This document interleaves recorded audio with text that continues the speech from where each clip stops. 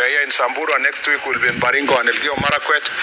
And as you know, this belt of Kerio Valley has a serious challenge of banditry. To be very honest, out of all these counties we have mentioned, this is the most, at the moment, the most affected county, where we still have serious challenges between Samburu County, Turkana, and Baringo County. And we still have quite significant challenge in that corner, especially along the Malaso belt. And our main objective today is to see how we can better our strategies insofar as the operation is concerned, security operation. We have a few criminals who are still roaming around this that belt that I have spoken to, and many of whom are causing havoc between the two communities. There has been consistent stealing of livestock. Police officers in this operation area have tried their best to recover, and some of the recoveries have been successful, 100%, and others 50%.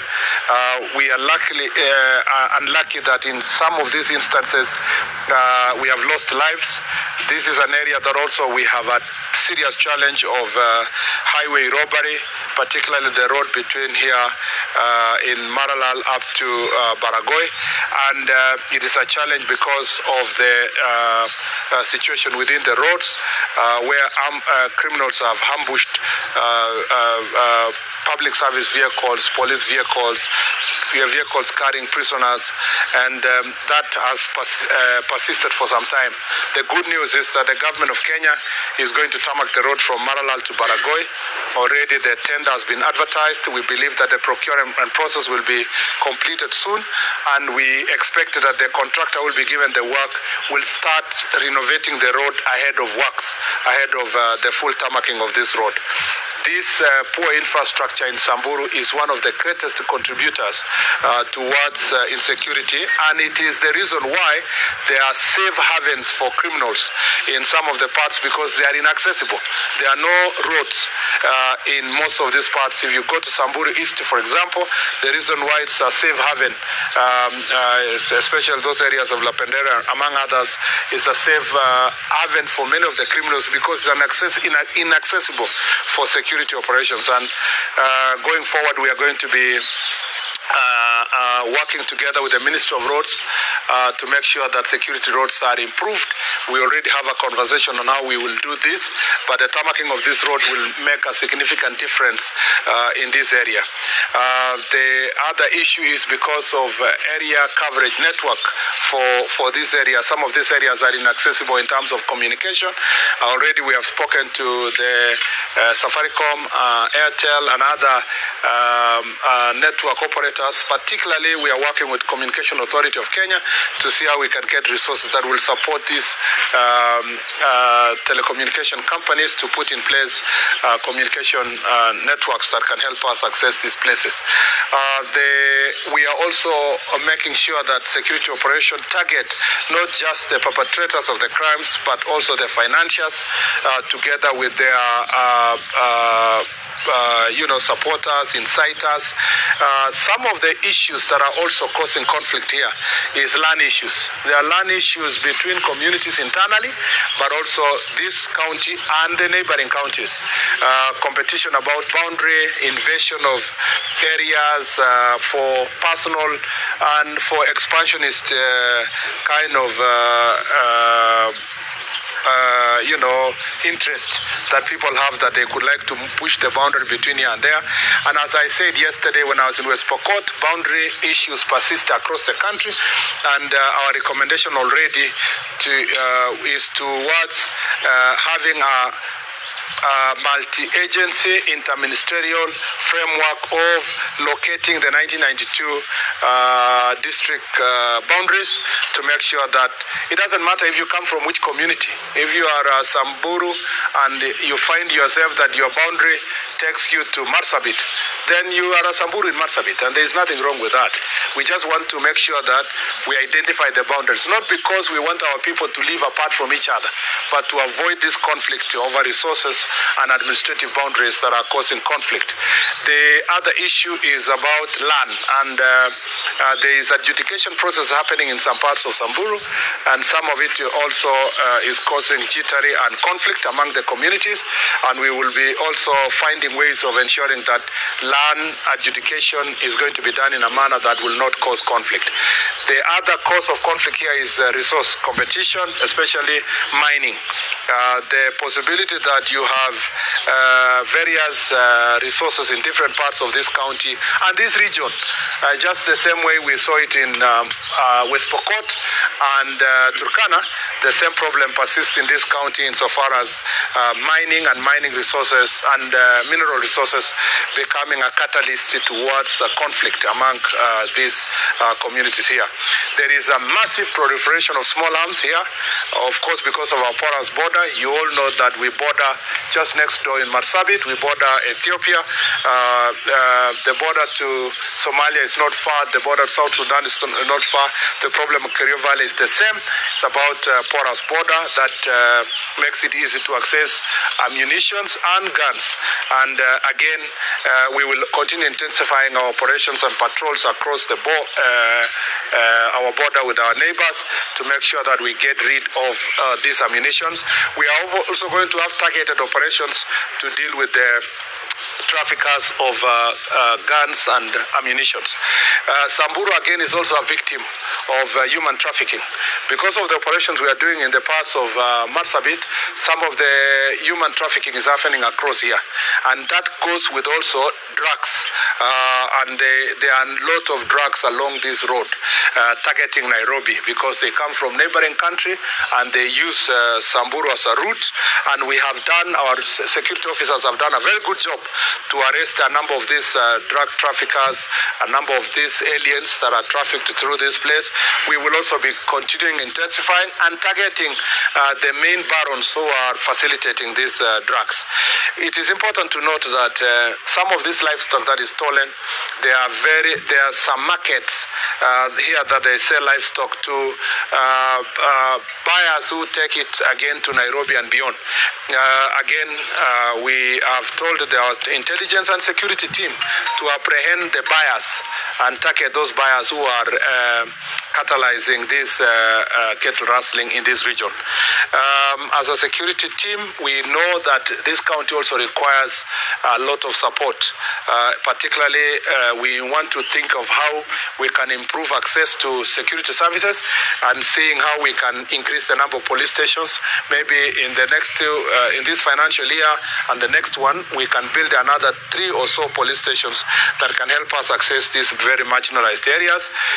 We also want to operationalize Samburu West Sub-County, and in another 2 or 3 weeks we will have posted the Sub-County, the DCC, Deputy County Commissioner, and I'll be coming back here with our team to see that that is operationalized, including the divisions that were already gazetted, particularly in the most marginalized areas, so that we can take government closer to the people. We look forward to a very successful forum, and I thank you all for being with us. Look forward to now summarizing these issues later by the leaders during the forum. Asante sana. Do we have any 2, 3 questions? 2 quick questions, Waziri. Yeah. One. And you introduce yourself. My name is Boniface Paras. Okay, Boniface. I work with Citizen TV. Okay. 2 quick questions. You've talked of porous border.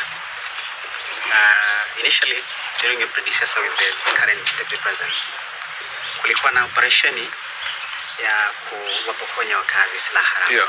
How successful was it? Yeah. 2, you served as the cabinet secretary for roads, and when this county lost area MCA, you came. Yeah. You are loaded with the same. Yeah. And many will be asking if development could be the way to term banditry in this region. Absolutely. How soon will Baragoi Road be done and be a thing of the past? You remember when I came here as a CS roads, I promised that the road from Maralal to Baragoi will be done. And you know, the work of a CS is not his own personal work. It's for the government of Kenya, so it doesn't depend on the person who is sitting in office. And during my tenure, we did the design, and now we have reached a stage where advertisement has been done. I can confidently tell the people of Samburu that this road will be done now under this administration. Hopefully, you know, the road construction takes 2 or 3 years, but as long as it begins this year, this calendar year, not this financial year, it will have begun. And we hope that beyond Baragoi, we can now look for other resources to move. Our intention is to make sure that it goes to North Hor and opens this corridor completely. That one will be done. Maybe where you can ask how long we will do the other security roads, it now depends on the resources we will discuss with the Ministry of Roads, and we will open the ones we will be able to open. On the question of Operation Maliza Walivu, a number of guns were recovered. I think I should be able to, during the forum, to tell the public how many we did. But let me tell you the biggest challenge in the entire this place. You recover some, they buy others because of the porous border. So biggest challenge is that consistent supply of ammunitions, guns and ammunition is making it very difficult for us to get rid of this problem completely. And so the thing is that we must continue these targeted operations that involves intelligence, that involves also border patrol, working together in a multi-agency approach with the KDF. The operations that is going on in Marsabit needs to be perhaps continued towards the Turkana side, and we see how best we can ensure that we can secure the border. The thing that if we were able to really manage is these sellers of ammunition, because sometimes the people can have guns, but if you can stop the supply of bullets, it may help us to stem this problem. And so the security team is working on something that will target the supply chain for the ammunition, so that we can be able to deal with this problem. Maybe let me use this opportunity also to say that in the part of the NPR, National Police Service, pursuant to also this Jukwaa Usalama, we agreed at the beginning of in the other counties that we will need a policy on NPR, how they are recruited, who do they report to, how will they be held accountable, and we are almost finalizing that NPR policy, including how rangers that are managing various conservancies, whether they are county rangers, private conservancies, and so forth, can work together with the security officers to help us deal with insecurity. We are happy also to work in a multi-agency way so that KWS officers and the forest rangers in forests like Mukokodo, for example, can help us deal with criminals that want to hide inside government forests. So maybe talk about the policy on use of fire. Okay, maybe I should talk about it here, to say that I promised the country on Tuesday that I was going to speak. I was going to release today policy directions pursuant to Article 245(4) of the Constitution of Kenya. I was going to issue a policy directive to the IG to make sure that we make it very clear from the Office of the Cabinet Secretary on behalf of the Government of Kenya and the Executive, and pursuant to constitutional provisions on how the police officers can manage use of firearm and use of force when carrying out their responsibilities, whether dealing with bandits here or dealing with criminals in urban areas or dealing with goons. The good news is today, this morning, I have dispatched the policy to the IG, and it will be shared to the public, giving various recommendations on how they can be able to use force, when they can use force, what is the prevailing legal framework, including incorporating decisions of the court insofar as matters of use of force is concerned. And I want to assure the country that this is the first policy directive I'm giving since I became CS nearly 8 months ago. And this is the only prevailing policy directive on use of force and use of firearm by police officers to either protect themselves and protect members of public, and also when dealing with and apprehending criminals. The policy will be shared officially with all of you, and the contents of that policy will then be cascaded down by the IG through the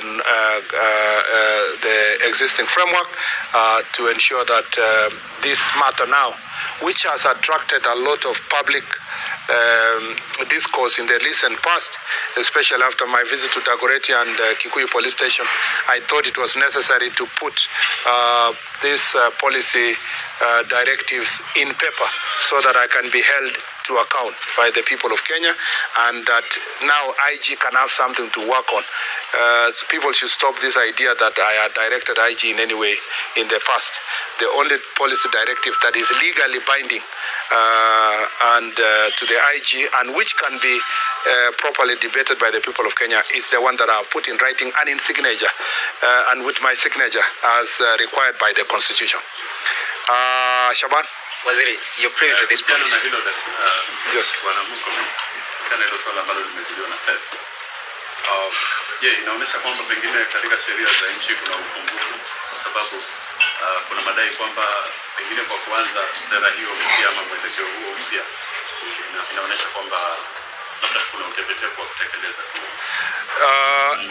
ningependa kusema kwamba saa zingine policy ambayo inaweza ama sera ambayo inaweza tolewa ni inafafanua zaidi sheria na inasaidia kujaza pengo yenye inaweza kuwa katika mambo ya sheria. Na kama vile nilisema, kuna pia maamuzi ya tayari yameamuliwa na koti ambayo yanahusiana na mambo ya utumizi wa nguvu kwa polisi na utumizi wa bunduki, na ilikuwa vizuri kwamba niweke hiyo katika maandishi. Pia ilikuwa ni vizuri nieleze ni jinsi gani polisi watasaidiwa na communicate namna gani wakati wametumia mambo ya firearm, mpaka hata kutafanyika nini kwa askari ambaye anashukiwa kwamba ametumia firearm, atasaidiwa namna gani kwa National Police Service, legal services yao itafanywa namna gani. Hiyo yote nimeweka katika hiyo policy directive, na itazinduliwa rasmi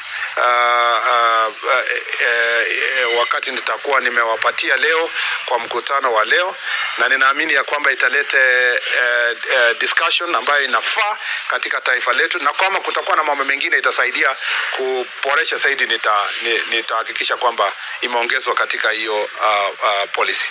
Last word. On the policy directive, have you also captured, there was a control on how police were during the protest, or when they are going to various meetings, covering of the faces? Have you also captured that? Policy direction was not on protest. The policy direction was use of firearm. And the policy direction is not use of firearm during protest. It is use of firearm at any time, anywhere, including when you are dealing with criminals, thugs, bandits.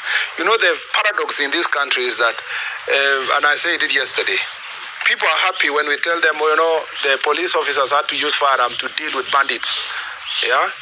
But when they deal with similar criminals in urban areas, they will say, no, don't use firearm. It is the mentality that is fomented around this feeling that people from marginalized areas are less of citizens than the ones that are in urban and developed areas. This policy applies everywhere. If the life of a police officer is in danger in Malaso Valley, he must be able to protect himself in Malaso the same way he's protecting himself in Dagoretti. You know, that policy must apply across the country equally. And so it has captured that position. It has captured also the court's decision of Justice Mrima in Kitale on the use of force. So all those issues have been captured. Specific on the attire. Attire is not use of force. No, that one, if there will be need for attire, that will be a different policy. There was a direction on covering of the faces. That is why I'm saying use of force by a police officer. This is how to use a firearm, not how we will dress. We will come to if there will be, I don't see there is any confusion at the moment on our police officer addresses.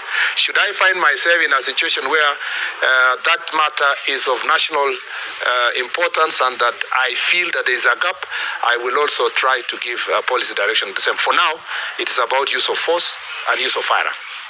Thank you, Probably Thank you. The governor should say something. No, we are not saying anything else now at this place, at that point.